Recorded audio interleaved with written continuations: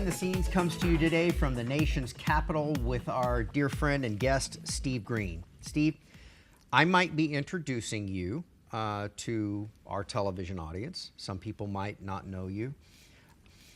I think, though, that it would be very difficult for our audience to not understand and know the term Hobby Lobby. What's the connection between Hobby Lobby and you? Well, my father started Hobby Lobby in 1972.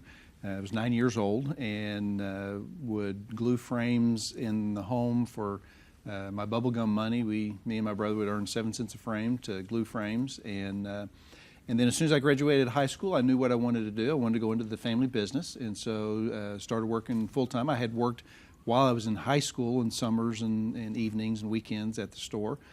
So as soon as I graduated high school, started working in the business and have been working there ever since.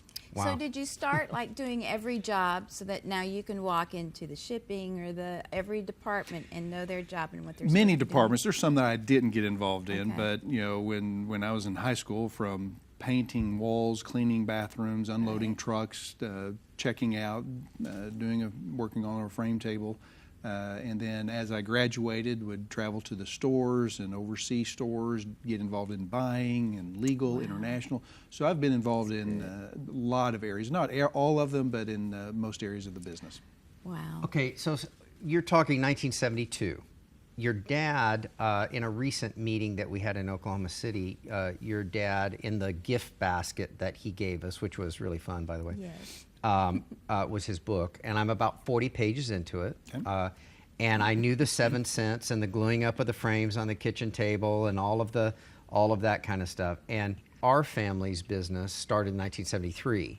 So TBN bought its first TV station in 1973. It went on the air in 1973, but the vision of Christian television, which now is 30 networks around the world and whatnot. Interesting. You never went to college. Nope. You went directly from high school into the family business. Yep. My brother went from junior high into the family business. All right. I went from high school, I went to college for about 9 minutes and realized that my dad wanted me to go and move on in and same thing, pulling camera cables, hanging lights in a grid, and doing all of the different, tasks involved in that. And so it's really been a very similar journey for you and I. I'm probably a little older than you are, but I know you can't tell on TV because I wear a lot more makeup than Steve has on, but ultimately, Hobby Lobby is the closest store to our home in Colleyville, Texas. Might be in Colleyville. Do you think that's It's Colleyville? South Lake.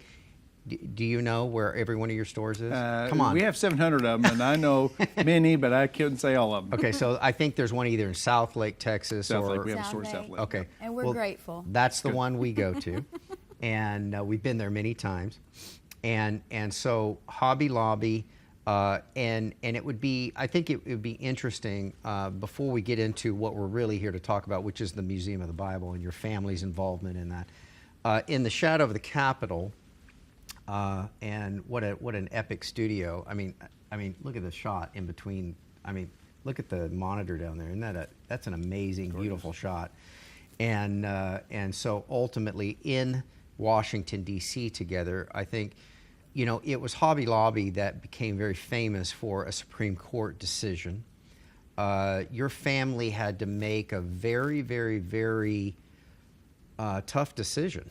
Why don't you tell maybe a little bit of the insight? I think a lot of people know the ultimate story of a victory in the Supreme Court, but there might have been a few restless nights here and there in the Green family. What's a little bit of the inside scoop on that? Well, early on, we were approached by our legal team about the decision that was coming down, and it was early on. There were some decisions that had yet to be made to determine whether or not it was going to impact our business or not.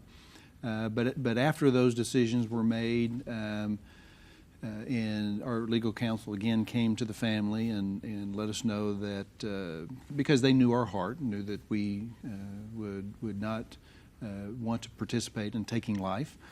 So the family had to have a meeting, and we met in my brother's home. My dad invited the what we refer to as Gen 1, 2, and 3. My dad, me, and my siblings, and our kids. And we had 14, 15 of us there, and Dad wanted to hear from everybody. So everybody got to speak, kind of started with the youngest and worked the way up to the oldest. And by the end of the discussion, there were some honest discussions about the ramifications, worst case scenarios. But in the end, the family pretty much unanimously determined that we can't be a part of taking life, and the only option that we saw was to sue our government. And so that set us on the path of suing our government. And it was no small stakes. There was penalties that if this would have gone a different direction, it was $1 million or more a day in regard to this. And you sit here today victorious in a Supreme Court decision, and thank you. Well, thank you for that. We are grateful. It was exciting day for our family when we had the positive ruling, because the ramifications could have been dire, and that, as I said, was part of what our discussions were. But ultimately, when you feel like that you are doing the right thing, you know that no matter what the consequences are, you're in good hands. And we felt like that we were doing exactly what God would want us to do. We believe that this business is His. He can do with it whatever He wants to. And so if He wanted to get rid of it, then that was His option. But we are thankful and grateful that we had a positive ruling. Beautiful. Okay, being 40 pages into your dad's book, I found that he's a neat freak. Is that true? You smiled that's pretty what big. I refer to as a neat freak. Neat Yeah. freak? Yeah. Okay. And so are you a neat freak? Not as much as my dad. Somewhat. My wife and my kids might think so, but not to the degree my dad is. Okay, so he's super organized Very and super organized. picky about all of that. So was he the type of dad of the generation that if you left the light on in the room, would he thump you in the head? I mean, because my dad thumped me in the head when I didn't, I mean, was he was really well, if you just read the first 40 pages, I mean, maybe I'll learn more, but he was really involved in everything, wasn't he? Yeah. Lights, I don't remember that being, but the common phrase was everything has a home and everything in its home. So where's its home? And if it doesn't have one, find it and put it in its home. And everything needs to be where it goes. So he likes neat and orderly, and again, a key aspect to our business. That's the way we like our stores, our warehouses, because that's what our customer likes. Yeah. Nice. I love it. So how many times have you been to Hobby Lobby? Hundreds. So, For all the women of America. And then I just found out that he said that y'all own Hemispheres. I didn't know that. Yes, we have a furniture store with several stores there in Oklahoma and Texas. Yes. So, yes. Grateful. Thank you. we've been to your Hemisphere Yeah. stores. I have a copper round kind of Texas star, kind of hammered Yep. tin or copper or something. It looks copper.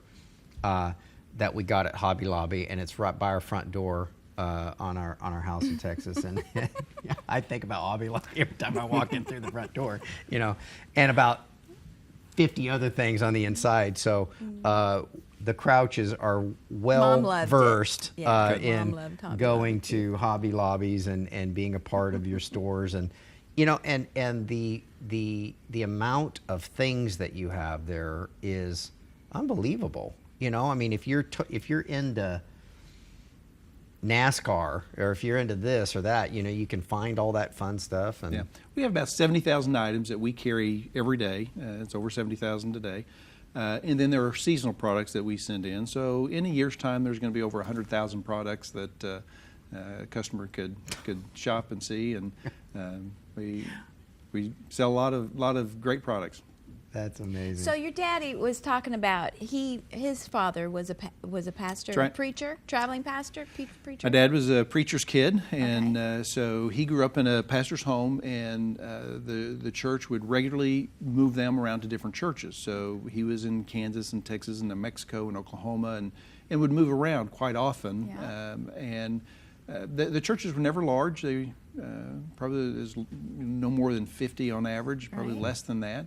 And so he's one of 6 kids, so you can imagine a pastor pastoring a church of 50 with 6 kids. They did not have a whole lot Right. growing up, and so there was times that they would go to school without shoes, and we were talking the other day at one of my uncle's birthdays that Grandpa never really had a car. One of the sons was the first one to have a car, so it was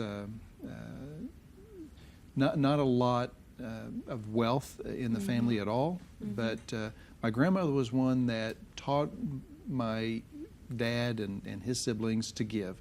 While she never had much, she was very adamant about tithing.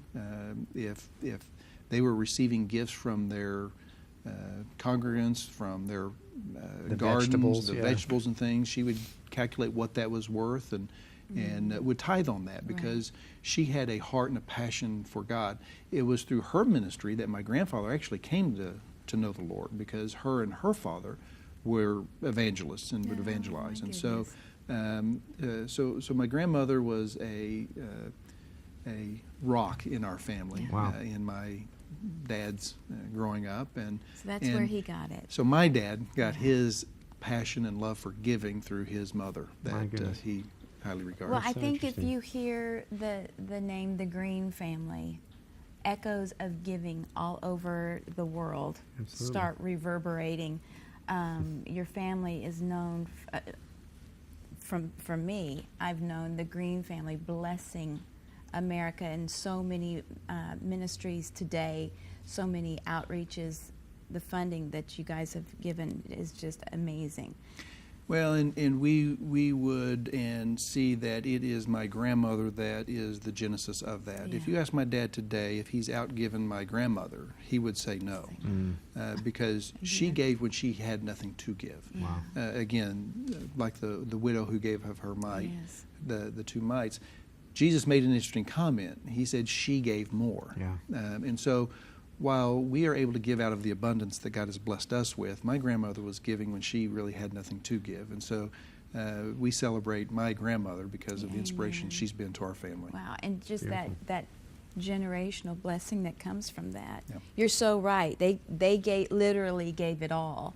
And today, there's not a whole lot of us, I don't think, that just give it all, all the time. But those generations, that seed continues. That's amazing. another really super interesting parallel, because it was my father's grandmother that was kind of the matriarch. Her husband had died, and they were farmers in Iowa, Illinois, and my great-grandmother sold that Iowa farm and financed the very first missionary work into Egypt, which was my grandfather, my grandmother, and my dad as a little boy. Okay. So going way Yeah. back, very, Amazing. very similar. My dad tells stories because his father died when he was 7, so he was kind of raised by his mother and his grandmother, and that's where my dad would tell stories of Grandma, with her piercing blue eyes, looking at him as a young guy and teaching the things and the ways of the Lord. And anyway, there's a lot of connection, or a lot of similarities in Yeah. the storyline of my father and your father's family. And here we sit today, Steve, and the story of the Green family legacy, I think, is really just getting started, because just a few blocks from where we are, literally in this camera shot that you see, we are on the west side of the Capitol, and just on the other side of the mall here, you have really started a project, the Museum of the Bible, that is going to reverberate for generations to come. We want to know more about that. We want to know, a little bit of the why behind this also. So just start with the genesis of where Museum of the Bible came from. I think our viewers would be super interested in hearing it directly from the Green family. Well, because of the heritage that our family has, we have had a love for God's Word, and for the Bible. We operate our business according to biblical principles. If you go online, you'll see that as part of our statement of purpose. So we believe that the Bible is foundational for anybody to live their life by, and if they do, that their life will be much better for that. So when the idea of having a Bible museum was brought up a time or two. My brother, who started a Christian bookstore and office supply store, had mentioned the idea of putting in a museum at some point, but nothing really developed. And then, while my brother was doing the movie End of the Spear, met with a gentleman that the idea of a Bible museum came up. And what year might that have been, roughly? That probably would have been mid 2000s, 2004 or 5, maybe somewhere in there. Okay. And the idea of a museum came up, and there was a group of guys wanting to put in a Bible museum in Dallas. And so I said, well, we might be willing to help in that effort. Nothing happened for a few years, and then they mentioned an artifact that we could buy at a real good deal. And I said, we might be willing to buy that for the museum project. And while we never got that particular item, it opened the door for them to start asking around of what might be available. And this was about in '09 when we bought our first artifact.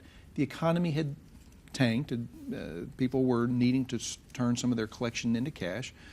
So everything from a single item at an auction at Sotheby's or Christie's to a gentleman that had collected for 30 years that had 10,000 items, and he sold us his whole collection. Wow. So we had never anticipated being able to acquire as much as we did as quickly as we did, but opportunity presented itself, and we were able to acquire a lot of artifacts. And that's when the family just felt a sense of responsibility. We've been entrusted with this collection that we want to be sure to help steward it along, and kind of came alongside. And so we opened it up to a couple more cities. As I said, we started, these guys were looking in Dallas. We did a survey. I looked at the top 10 metros, and the other two metros that stood out to me were New York City and Washington, D.C. So we started looking in all three cities. And then we did a survey. The question was, if we build it, would they come? And the survey showed overwhelmingly there was an interest in the Bible Museum. But it also showed it would be best attended here in Washington, D.C. Nice. And that really just makes sense. This is the hub of museums in our nation. Sure. So we find as a retailer, we do best where other similar type retail is. There's always restaurants congregate together because they do better when there's a restaurant row. And so it made sense that we would do best right here in Washington, D.C. So we started looking here, or focused our look here in D.C. And then in 2012, the facility came up for sale that we are in the process of converting today. It's just 2 blocks south of the Air and Space Museum, which is one of the most attended museums in the country. Metro stop coming up right there in the same block. So a great location with a not quite as good a view, but a similar view of the Capitol from the south side of the mall. Yeah. Your family seems as if, you kind of almost stumbled into this, and then the economy almost kind of met you at the time. This seems to be maybe some divine intervention going on here, and I'm sure you would agree with that. What's interesting is you're the president of Hobby Lobby, and so our viewers might not understand the scale of what you're talking about. Anybody could Google Hobby Lobby, and anybody can Google, what I'm trying to say is the amount of resources that you're putting into this is stunning. I mean, are you making that public in regard to what this project is really costing? Well, we've not necessarily discussed what our family is putting into it, but with all the initiatives that we have that we're working on, we've done traveling exhibits in other nations around the world. Obviously, the museum is a core to what we're doing, but we also have some research and education going on. And over a 5-year period, we're thinking that there's about $1 billion fundraising effort that needs to be made, and so we've been out telling our story all across the country. And last couple of years, we've had over 160 events here in the U.S. as well as locations around the world, sharing about the idea of this museum. Because one of the things that I was convinced of is that while our family has a love for this book is not our family's. This is a book that people all over the world have a love and a passion for. And I Sure. was convinced that there would be people that would want to say, I want to be a part of this. And we wanted to invite people to be a part of this museum to celebrate this book that we all love. Yeah. But you're being very modest because your family is kind of shouldering the lion's share of this, and you're allowing some of us to be a part. And to the viewers of watching this broadcast, if you want to be a part of the Museum of the Bible, contact the information on the screen and be a part of that. We want, we want everyone involved. But the Green family, this is going to happen with or without their help. And the building's sitting over there, and construction is going on every day, and there's guys crawling all over that building with hard hats on, and this is a thing, and it's going to open, and it's going to be for everyone when.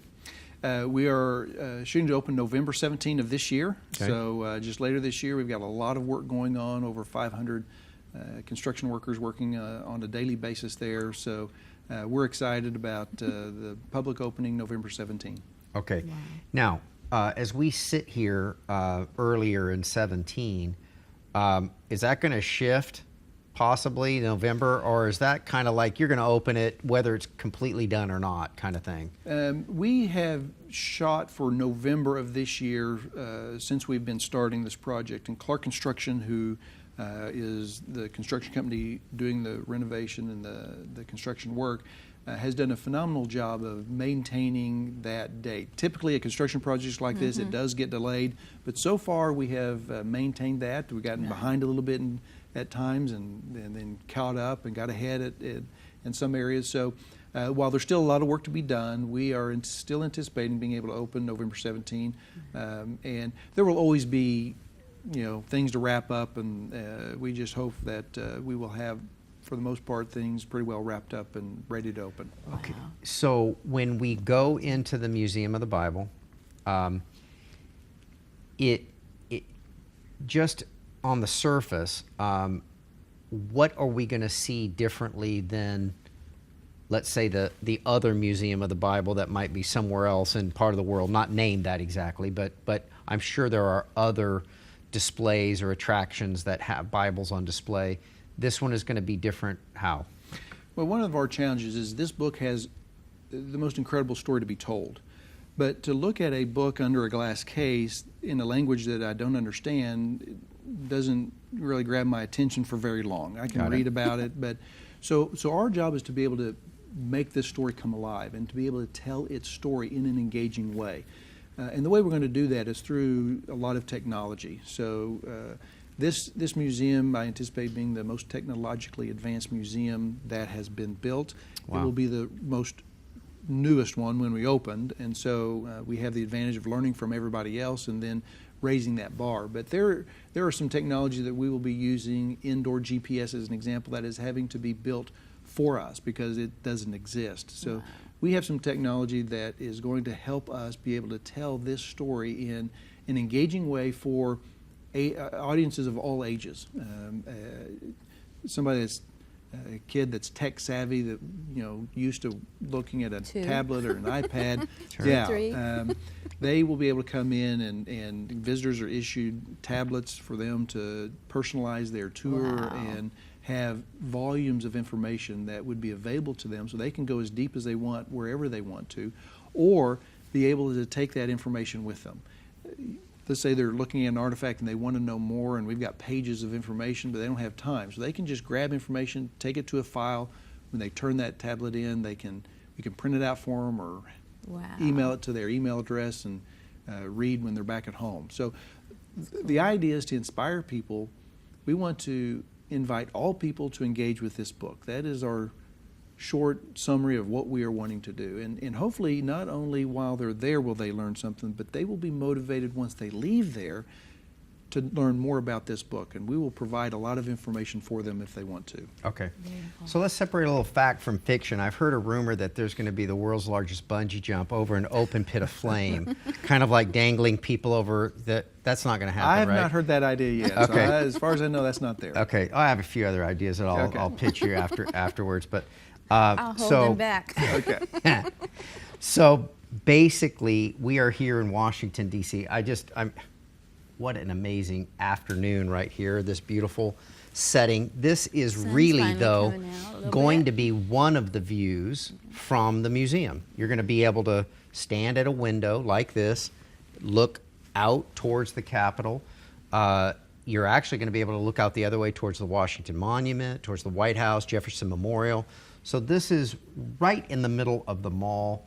And, you know, look, we wanted to do this piece with you, Steve, even while it's under construction. And so in this broadcast, you know, we've been showing the hard hat guys and all the different things that are going on. And as the museum starts to complete, and when there's a time that some of these technologies can actually be displayed, let's meet back up again and keep the TBN partners informed about what you're doing. It's more than $1 billion project. It is really never been done before. This is literally a watershed moment for the kingdom of God in history. And this desire to add the story of God's love letter to us, and you're telling that story. Steve, thank you. Thank you for what Amazing. you're doing. You bet. You know? I appreciate the time, and I appreciate you helping us tell the Well, story. now everyone can start planning. If the museum opens up in November, then all next year, this Christmas, y'all can come to Washington D.C. and have a brand new museum to go to. And we're right here in taping this in 2017. Later this year is going to be the opening, and you're hoping for November 17th. Okay. Yes. For someone that just tuned in, we're talking about the museum. We know that people tune in and out of broadcasts like this, and just circle back, Steve, in kind of a final word kind of way, with the why behind. We're excited about what this is, where it is. I think it's perfectly situated, everything, all of the good job. Okay, the why is sometimes just as important. Well, we look at this book in 3 different ways in the museum. There's a floor that talks about its history. We want people to understand that this book has more manuscript evidence than all the major classical works combined, and here's the evidence. The narrative floor. We think people ought to know what is the basic story of this book. And then the impact. This book has had an impact in every area of life. Mm-hmm. The average person probably has no clue to the degree that this book has impacted their life. Yeah. And so we want people to understand whatever they think about this book has had an impact in their life, and show them how that has. And then as they learn more about this book, hopefully they will be inspired to engage with it, because our bottom line is we want to invite all people to engage with this book. And if this museum and what we can educate people on this museum will do that, then we will be successful. Wow. Beautiful. Wow. That's awesome. From the nation's capital, Washington, D.C., and the announcement, one of the announcements of the Museum of the Bible. The Green family, thank you for what you're doing. God bless you, my Thank friend. you. Thank you, Appreciate it. Steve.